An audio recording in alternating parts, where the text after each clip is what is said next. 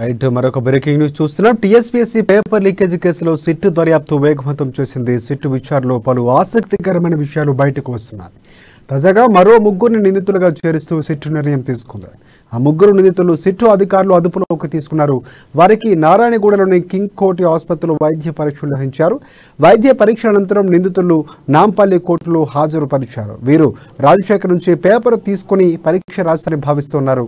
ఇక గ్రూప్ 1 పరీక్షలో 103 మందికి 100కు పైగా మార్కులు వచ్చినట్లు గుర్తించింది. టీఎస్పీఎస్సీకి చెందిన 20 మంది ఉద్యోగులు పరీక్ష రాయగా 8 మంది క్వాలిఫై అయ్యారు. వారిలో ఇద్దరికి 100కు పైగా మార్కులు వచ్చాయి.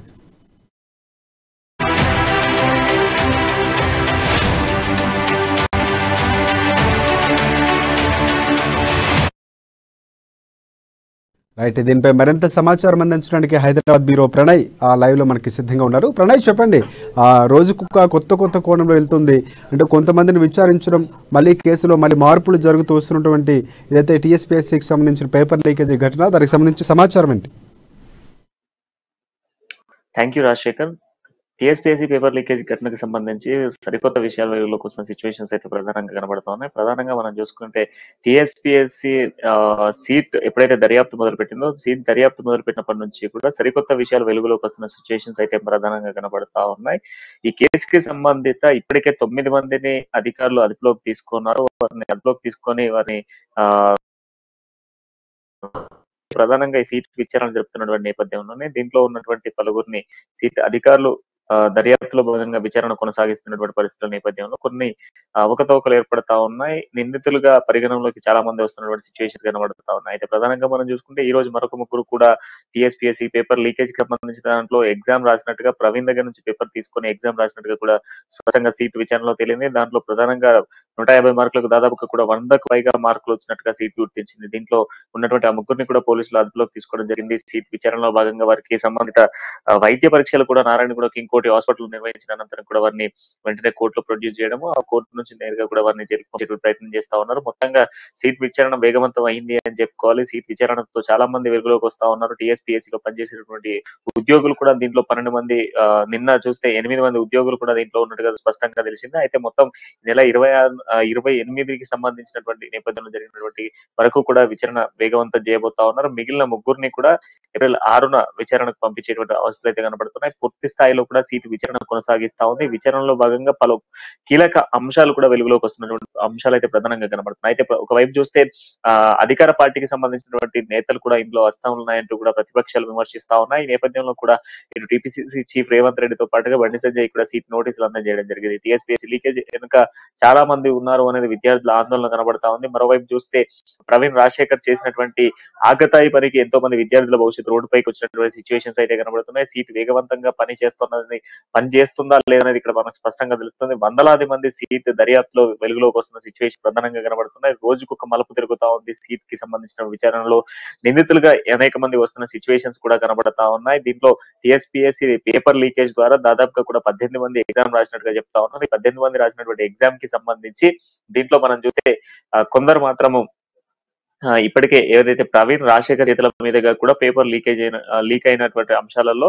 చాలా మంది ఎగ్జామ్ రాసినట్టుగా తెలుస్తుంది. అయితే దీంట్లో ఇంకొక విషయం మనం చూసుకున్నట్టయితే కొన్ని ఇన్స్టిట్యూషన్స్ కి సంబంధించినటువంటి వాళ్ళకు కూడా హస్తాలు ఉన్నాయంటూ కూడా చెప్తా ఉన్నారు. సీట్ ఇన్స్టిట్యూషన్స్ కి సంబంధించి కూడా విచారణలో భాగంగా వారికి కూడా నోటీసులు జారీ చేసినట్టుగా తెలుస్తా ఉంది. ఇన్స్టిట్యూషన్స్ కి సంబంధించి అదేవిధంగా రమాదేవి మనం చూసుకుంటే కీలకంగా రేణుక ఎవరైతే ఉన్నారో రేణుకకి సంబంధించినటువంటి హస్బెండ్ కూడా ఇన్స్టిట్యూషన్స్ తో సత్సంబంధాలు పెట్టుకున్నారనేది సీట్ దర్యాప్తులో వెళ్తా ఉంది. సీట్ దర్యాప్తులో తేలుతున్నటువంటి అంశాలను చూస్తే ఇటు రమాదేవి ఎవరైతే రేణుకకి సంబంధించినటువంటి హస్బెండ్ కొన్ని ఇన్స్టిట్యూషన్స్ తో, ప్రైవేట్ ఇన్స్టిట్యూషన్స్ తో టైఅప్ అయినట్టుగా తెలుస్తోంది. ఈ టైఅప్ అయినటువంటి నేపథ్యంలోనే ప్రైవేట్ ఇన్స్టిట్యూషన్స్ కి సంబంధించిన వాళ్ళతో కూడా కొంత పేపర్ లీకేజ్ అయినట్టుగా తెలుస్తుంది. ఎట్టకేళ్ళకి సీట్ దర్యాప్తు అయితే వేగవంతం జరుగుతా ఉంది. జరిగినటువంటి దర్యాప్తులో భాగంగా చాలా మంది నిందితులు కూడా వెలుగులోకి వస్తా ఉన్నారు. ఇప్పుడు మరొక ముగ్గురు కూడా వెలుగులోకి రావడము, మరిందరు కూడా వచ్చేటువంటి ఛాన్సెస్ ఉన్నాయనేది కూడా స్పష్టంగా తెలుస్తుంది రాజశేఖర్. అంటే ఏదైతే మొత్తం దర్యాప్తులో చూసుకుంటే సిట్టు దర్యాప్తు మీద నమ్మకం లేదు అని చెప్తున్నటువంటి పరిస్థితి ఉంది. అంటే ఆ పేరెంట్స్ కూడా, అంటే రాజశేఖర్ పేరెంట్స్ కూడా మా అబ్బాయి ఎటువంటి తప్పు చేస్తుండడు, ఎందుకంటే అమాయకుడు, మా బిడ్డ లాంటి చెడు ఇరికించారు కావాలని చెప్పడం జరుగుతుంది. ఇటువైపు ప్రతిపక్షాలు కూడా సింగిల్ జడ్జితో లేకపోతే సిట్టింగ్ జడ్జితో జరిపించాలి విచారణ, మాకు నమ్మకం లేదు సిట్ మీద చెప్తున్నటువంటి పరిస్థితి కూడా ఉంది. అంటే ఈ మొత్తం వ్యవహారం చూసుకుంటే సిట్ ఎలాంటి సమాచారం ఇవ్వబోతుంది, సిట్ ఇచ్చేటటువంటి ఏదైతే రిపోర్ట్ ఉందో అది చాలా కీలకం కానుంది ప్రభుత్వానికి కూడా.